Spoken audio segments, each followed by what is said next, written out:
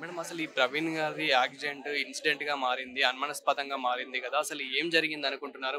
ప్రవీణ్ గారు మాకన్నా ఎక్కువ మీకు ఇంకా తెలుసు కాబట్టి, మీరు కూడా ఎక్కువ కలుస్తూ ఉంటారు కాబట్టి అసలు ఏం జరిగింది అంటే చూడండి, జరిగింది ఘటన జరిగింది, అందరం బాధపడుతున్నాం. మేబీ మనం పోస్ట్ మార్టం రిపోర్ట్ వచ్చే వరకు అండ్ చట్టాలు కూడా తప్పకుండా న్యాయం చేస్తాయనే విశ్వాసంతో ఉన్నాము. మున్ముందు ఇటువంటి సంఘటనలు జరగకుండా ఎక్కడికి వెళ్ళినా ఒక గ్రూప్ మెసేజెస్ పెట్టుకొని మేబీ ఇట్స్ యాక్సిడెంట్ అంటే ఆ టైంలో అంబులెన్స్ అటువంటి ఉండుంటే ఆయన బ్రతికుండేవారేమో. సో ఎక్కడికి వెళ్ళినా క్రైస్తవులు ఈ అంత్య దినాలలో, భయంకరమైన దినాలలో వ్యతిరేకులతో ఉన్నారు కాబట్టి ఇన్ఫార్మ్ చేసుకుని ఒక టీమ్గా వెళ్తే బాగుంటుంది అనేది మన ఆలోచన. అండ్ రిపోర్ట్స్ అయ్యి వచ్చే వరకు వి విల్ వెయిట్. అండ్ అదే విధంగా అంటే ప్రవీణ్ గారు అసలు ఎలా ఉండేవారు ఏంటి? ప్రవీణ్ గారు అసలు ఎలా ఉండేది? నాకైతే ఆయనతో ముఖ పరిచయం లేదండి. అండ్ ఆయన మెసేజెస్ అవి వినేదాన్ని, చాలా స్ఫూర్తిగా లోతైనవి. ఆ దానికి దీనికి కంపారిజన్ చేసి చెప్పే విధానంలో ఒక గ్రహింపు మనకు వచ్చేది. మీకు తెలిసినంత వరకు మేడం, అంటే ప్రవీణ్ గారికి ఎక్కువ బెదిరింపు కాల్స్ వచ్చాయని చెప్పేసి విన్నాము. సో మీకు తెలిసినంత వరకు ఇలా ఏమైనా ప్రవీణ్ గారికి శత్రుత్వం అనేది ఉందా? యా, అదే పర్సనల్ గా ఐ డోంట్ నో అండి. రెండు చేతులు కలిస్తేనే చప్పట్లు. నేను కూడా ఒకటే చెప్తాను, ఆ రోజు యేసుక్రీస్తు వారు ఏర్పరచుకున్న 12 మంది శిష్యుల్లో మాదిరిగా ఉన్న పౌలు గారు చెప్తున్న మాట, మేము సిలువ వేయబడిన క్రీస్తును, పునరుద్ధానుడైన క్రీస్తును, రారాజుగా రానే ఉన్న క్రీస్తును మాత్రమే ప్రకటిస్తున్నాం. అంతేగాని తర్కించాలంటే ఆ దేవాది దేవుడు నోటి మాటతో సమస్తం చేసిన వాడు అన్నీ చేయగలరు. క్రైస్తత్వం అనేది ఒక తగ్గింపు, క్రైస్తత్వం అనేది ప్రేమ, క్రైస్తత్వం అనేది ఆరోగ్యకరంగా ఉండాలి. ఎవరిని మనం కించపరచకూడదు, ఇటువంటి వాటికి దారి తీయకూడదు. మనం అందరం ఒకటే. ఫస్ట్ మానవ కులం, బోధకులం. అసలు ఫస్ట్ ఖండించాల్సింది యేసుక్రీస్తు వారు అంటే మతం కాదు. ఈ రోజు క్రైస్తవ సమాజంలో దైవజనులు మాకన్నా ముందున్న వారు, మాది చాలా చిన్న క్రైస్తవ జీవితం, ఇది మత మార్పిడి అంటే ఎందుకు ఒప్పుకుంటున్నారు? బైబిల్లో ఎక్కడ లేదు. ఇది I'm the way, I'm the truth, I'm the life అన్నారు ఆయన. ఈ మార్గం ఎవరిని బలవంతంగా తీసుకురాలేదు. ఆ మాటలు ఏంటంటే సత్యాన్ని గ్రహిస్తాయి కాబట్టి అందరూ దానికి ఆకర్షితులైన వారు తప్పకుండా వస్తారు. సో మరి ఇటువంటివి జరగకుండా మనము అందరూ కూడా ఒక గ్రూపుగా ఉండి. మేడం, ఆ యాక్సిడెంట్ చూసినప్పుడు మీకేమనిపించింది? ఆ విజువల్స్ మీరు ఆల్రెడీ చూస్తుంటారు కొన్ని, సో అసలు ఎలా అనిపించింది అవన్నీ చూస్తుంటే? మీకు ఎలా అనిపించింది? అంటే ఏది కూడా క్లారిటీగా లేదు కదండి. ఈవెన్ బైక్ మీద ఉన్నది ప్రవీణ్ గారు అనేది కూడా మనకి తెలియటం లేదు. సో ఇక సాక్ష్యాల ఆధారాలు వచ్చినప్పుడే. అండ్ ఈరోజు రాజకీయ వ్యవస్థ కూడాను, పోలీస్ డిపార్ట్మెంట్ కూడా తప్పకుండా న్యాయం చేస్తారు, ఉన్నట్టు చేస్తారు అనేది. అసలు ఈ ప్రవీణ్ గారి సంఘటన ఎలా జరిగింది అనుకుంటున్నారు? దీని అంతటికి అసలు రీజన్స్ అన్ని ఏమనుకుంటున్నారు? మేము ఒంగోలు నుండి రావడం జరిగిందండి. ఫస్ట్ ప్రవీణ్ గారి దేహాన్ని చూడటానికి మేము ఒంగోలు నుండి రావడం జరిగింది. ప్రవీణ్ గారు క్రైస్తవ జాతిని ఒక తాటి మీద తీసుకొచ్చినటువంటి గొప్ప దైవజనులు. ఆయన ఏదన్నా ఎవరైనా మనోభావాలను కానీ దెబ్బతీసినట్లయితే హిందువులు కానీ లేదంటే క్రైస్తవులు కానీ అనేక సార్లు వారి యొక్క ఫేస్బుక్ ఛానల్లో నుంచే వారు బేషరతు క్షమాపణలు చెప్పడం జరిగింది. కానీ ఆయన ఈ రీతిగా మరణిస్తామని చెప్పి మేము ఎన్నడూ కూడా ఊహించలేదు. క్రైస్తవ జాతికి ఇది తీరనటువంటి లోటుగా ఉంది. కానీ ఆయన యొక్క మరణం మీద మాకు ఉన్నటువంటి అనేకమైనటువంటి అనుమానాలు ఉన్నాయి. మేము ప్రభుత్వం మీద మాకు నమ్మకం ఉంది, గవర్నమెంట్స్ మీద మాకు నమ్మకం ఉంది, న్యాయము జరుగుతుందని చెప్పి నమ్మకంతో దేవుని మీద మేము భారం వేసి ఖచ్చితంగా ప్రభుత్వ అధికారులు దీని మీద ఒక సిబిఐ కమిటీ కానీ లేకపోతే ఇంకేదైనా అధికారులతోటి, ఉన్నత అధికారులతోటి ఒకటి ఏర్పాటు చేసి దీని మీద తగినటువంటి న్యాయము చేయవలసిందిగా ప్రభుత్వాన్ని కోరుతా ఉన్నా. ముఖ్యంగా ఆయన యొక్క హెడ్ లైట్ ని చూసినప్పుడు ముందు మాత్రమే దెబ్బలు తగిలిని, ఆ వెహికల్ కి ఎక్కడ కూడా హెల్మెట్ కానీ ఒక డెంట్ కానీ ఇలాంటివి ఏమి కూడా లేనటువంటి పరిస్థితులు మేము చూస్తా ఉన్నాము.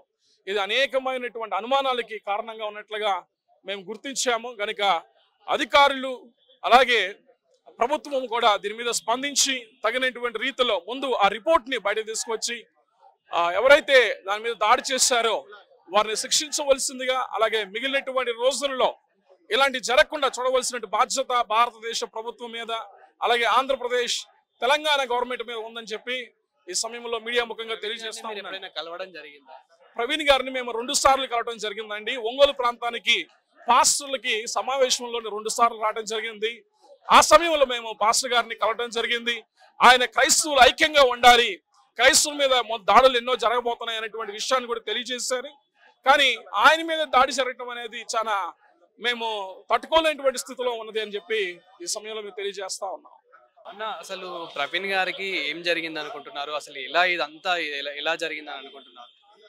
ఇప్పుడు మనము ఖచ్చితంగా నిర్ధారణ అయింది ఏంటంటే ఇది మర్డరే, ప్రీప్లాన్డ్ మర్డరు.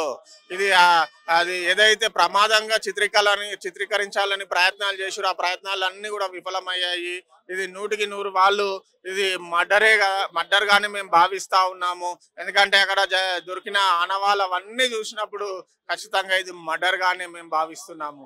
మరి ఈ రోజు ఆయన మీద ఇంత ఇంత దారుణంగా మరి ఒక మనిషిని చంపడం అనేది దురదృష్టకరము. మన సమాజము ఎటు దిశగా ప్రయాణిస్తుంది ఒక్కసారి మనము ఆలోచన చేయాల. ఒకవేళ మనుషుల మాటల పట్ల ఏదైనా విభేదాలు ఉంటే దాన్ని మనం కూర్చొని సామరస్యంగా మాట్లాడుకోవచ్చు, దాన్ని మనం చర్చించుకోవచ్చు, అవన్నీ కూడా మనం క్లియర్ చేసుకోవచ్చు. అంతేగాని ఈ విధంగా చంపితే ఇది ఖచ్చితంగా పిరికి పందెలు చేసే ఉన్మాద చర్యగా మేము భావిస్తున్నాము. సత్యాన్ని తట్టుకోలేక జీర్ణించుకోలేక వాళ్ళు ఈ విధంగా మరి చేస్తున్నారు. మరి ఇట్లా ఎంతమంది నన్ను చేసుకుంటా పోతారు. ఈ రోజు ప్రవీణ్ కుమార్ మీద జరిగిన దాడి ప్రవీణ్ కుమార్ మీద జరగలేదండి, ఇది యావత్ క్రైస్తవుల మీద జరిగిన దాడిగా మేము భావిస్తున్నాము. ఇప్పుడు క్రైస్తవులందరూ కూడా ఏకమయ్యారు, ఏకకంఠంతో మరి ముందుకొస్తా ఉన్నారు. ఇక మీదట మేము ఊరుకునే ప్రసక్తి లేదు. ఎవరైతే ఈ యొక్క చర్యకు పాల్పడ్డారో వారికి శిక్ష పడేంత వరకు మరి కేంద్ర రాష్ట్ర ప్రభుత్వాలు, ఇరు రాష్ట్ర ప్రభుత్వాలు న్యాయం చేస్తాయని మేము విశ్వసిస్తున్నాము. లేని పక్షంలో ఈ యొక్క కేసుని సిబిఐకి అప్పజెప్పి మరి నిష్పాతపాతంగా మరి యొక్క దర్యాప్తు జరిగించి మాకు ఈ యొక్క కుటుంబానికి, క్రైస్తవ లోకానికి న్యాయం జరిగించాలని మేము కోరుతా ఉన్నాము. ప్రవీణ్ గారిని మీరు ఎప్పుడైనా కలవడం జరిగిందా? జరిగిందండి. అసలు ఎలా ఉన్నారంటే మీరు కలిసినప్పుడు ఎలా ఉండేది, మీతో ఎలా ఉండేది, మీ ఉన్న వాళ్ళతో అసలు ప్రవీణ్ గారు ఎలా ఉండేది? ఆయన చాలా కలుపుగోలు మనిషి, అందరితోని ప్రేమగా ఆప్యాయంగా నెమ్మదిగా మాట్లాడే ముద్దు స్వభావి. మరి ఎక్కడ కూడా మరి అంత పెద్ద పర్సనాలిటీ అయినప్పటికీ కూడా మరి ఎవరిని కూడా చీదరించుకోకపోతుండే. వెళ్ళి కలిసినప్పుడు దగ్గరికి ఆప్యాయంగా దగ్గర తీసుకొని మాట్లాడే వ్యక్తి. అంతేకాకుండా ఆయన ఒక సాఫ్ట్వేర్ కంపెనీ యజమాని. ఇద్దరు ఆర్ఫన్ పిల్లల్ని కూడా హక్కున చేర్చుకొని మరి ఆయన వాళ్ళని చేరదీసి వారిని సాగుతున్నాడు. మరి అలాంటి వ్యక్తిని, మృదు స్వభావాన్ని ఎప్పుడు సంతోషంగా నవ్వుతూ ఆ ముఖం కనిపించేదండి. మాట్లాడేటప్పుడు కొన్ని విభేదాలు ఉండొచ్చు, కానీ ఆయన అలాంటి వ్యక్తి కాదు. మరి అట్లాంటి వ్యక్తిని ఈ విధంగా మరి దుర్మార్గంగా చంపడం అనేది నిజంగా ఇది సిగ్గుచేటండి. క్రైస్తవ లోకం అంతా కూడా దీన్ని ఖండిస్తుంది, ఎన్సిసి కూడా దీన్ని ఖండిస్తుంది. మరి రాష్ట్ర కేంద్ర ప్రభుత్వాలకు మా విజ్ఞప్తి ఏంటంటే మైనారిటీలుగా ఉన్న క్రిస్టియన్స్ ని చర్చిల మీద దాడులు జరుగుతూ ఉన్నాయి, పాస్టర్ల మీద దాడులు జరుగుతూ ఉన్నాయి. వీటన్నిటిని కూడా మరి మీరు రక్షించే బాధ్యత మీకున్నది. ఎందుకంటే మా ఓట్లు మీకు కావాలి కాబట్టి మీరు మమ్మల్ని మరి సంరక్షించే బాధ్యత కూడా మీ మీద ఉన్నది. మేము కూడా ఈ మూలవాసులమే, భారతదేశ వాసులమే. మేము ఇక్కడే పుట్టాము, ఇక్కడే పెరిగాము, ఇక్కడే ఉంటాము. కాబట్టి దయచేసి మీరు కేంద్ర రాష్ట్ర ప్రభుత్వాలకు మా విజ్ఞప్తి ఏంటంటే మమ్మల్ని, మా చర్చిలను మీరు కాపాడాల్సిందిగా కోరుతా ఉన్నాం. గారు అసలు మీరేమనుకుంటున్నారు, అసలు ఏం జరిగింది అనుకుంటున్నారు ఇదంతా? WCC south Indian national work ప్రెసిడెంట్గా మాట్లాడుతున్నాను. అయితే పూర్తిగా ఇది ఈ యొక్క మర్డర్గానే మేము పూర్తిగా క్రైస్తవ లోకం అంతా ఖచ్చితంగా అతన్ని చంపిరు, ప్రగడాల ప్రవీణ్ని చంపడం జరిగింది. కాబట్టి ఆయన హతసాక్షిగా మేము దాన్ని ప్రకటించడం జరుగుతూ ఉంది. ఎందుకంటే కర్రలతో కొట్టారు. ఫస్ట్ నేను అనుకుంటున్నాను, ఫస్ట్ కొడితే ఆయన బై మిస్టేక్లో వెళ్ళిపోయాడు ముందుకి. ఆ తర్వాత నెక్స్ట్ మళ్ళొకసారి వాళ్ళు ఆయన మీద పడి కొట్టి చంపారని క్లియర్గా అక్కడ కనబడుతుంది.